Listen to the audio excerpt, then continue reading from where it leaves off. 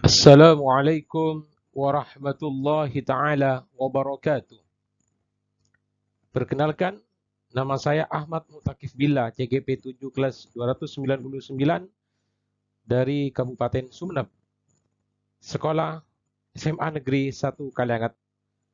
Perkenalkan, kami akan mempresentasikan tentang koneksi antar materi kesimpulan dan refleksi modul 1.1. Salam guru penggerak, salam dan bahagia.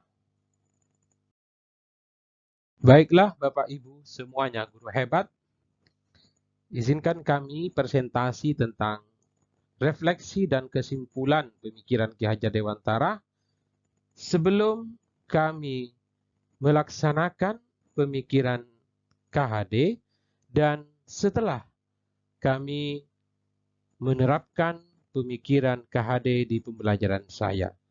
Lalu, bagaimana agar kelas kita mencerminkan pemikiran yang diusung oleh Ki Hajar Dewantara?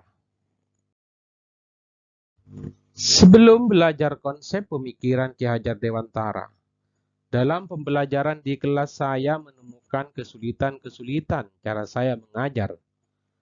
Antara lain kesulitan itu, saya sulit dalam cara awal pertemuan untuk menghidupkan suasana di kelas.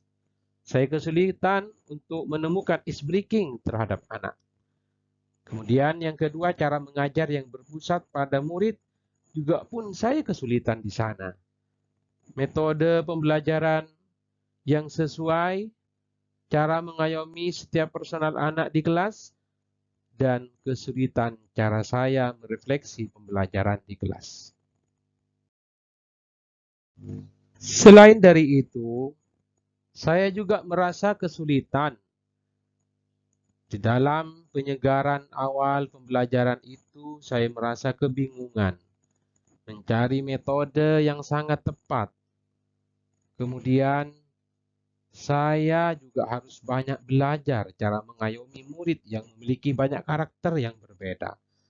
Dan saya pun dalam merefleksi nilai-nilai karakter masing-masing anak di kelas masih penilaiannya apa adanya. Namun Bapak Ibu semuanya, setelah belajar konsep pemikiran Ki Hajar Dewantara di pendidikan guru penggerak angkatan ke-7 ini, saya mempunyai banyak perubahan pada diri saya. Yang pertama, saya selalu berdoa dan mengadakan penyegaran di awal pembelajaran dengan ice breaking yang sangat luar biasa. Kemudian yang kedua, saya merasa tidak kebingungan lagi mencari metode pembelajaran saat jam terakhir di kelas. 3. Saya bisa melaksanakan pembelajaran yang berpihak pada murid. 4. Saya bisa menuntun dan mengayomi mereka sesuai kodrat alam dan zamannya. Dan yang terakhir 5. Saya bisa membuat refleksi yang tepat di kelas.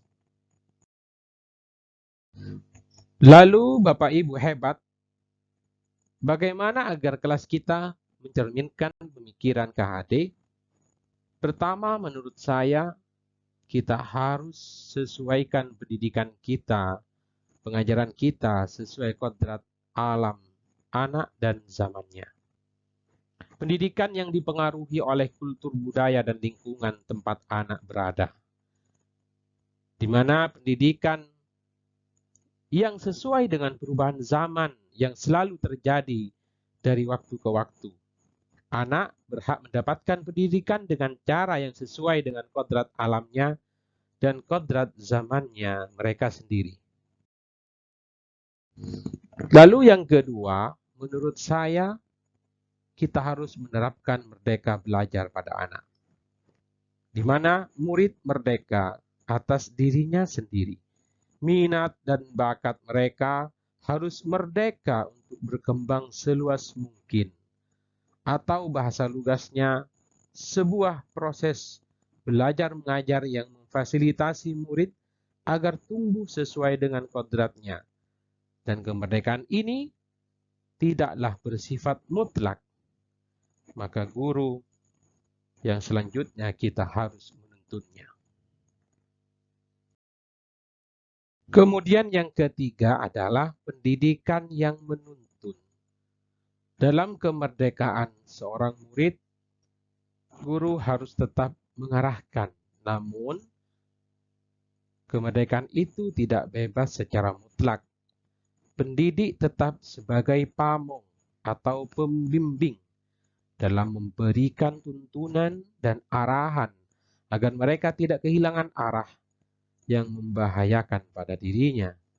Seorang pamong, yakni guru, senantiasa memberikan tuntunan agar anak dapat menemukan kemerdekaannya dalam belajar.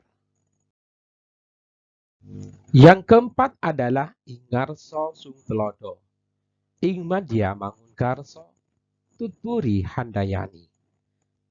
Yakni kita sebagai seorang guru di depan harus memberi contoh atau suri teladan yang baik terhadap anak. Di tengah-tengah pembelajaran, di tengah mereka dalam belajar, guru harus selalu membangun semangat. Dan di belakang balik layar seorang anak, guru harus memberi dorongan atau motivasi. Sebagai akhir dari presentasi saya, ulasan saya dalam koneksi antar materi ini, pertama, jika kita ingin pendidikan kita maju dan berkembang, mari kita terapkan konsep pemikiran Ki Hajar Dewantara dengan penuh hati yang bahagia, bisa mengemong anak didik kita, sehingga kita bisa menjadi guru yang diidolakan oleh mereka. Kita bisa, kita hebat. Insya Allah, dengan kita bersama menerapkan pemikiran Ki Hajar Dewantara dengan seutuhnya, pendidikan Indonesia akan menjadi maju dan berkembang. Wassalamualaikum warahmatullahi taala wabarakatuh.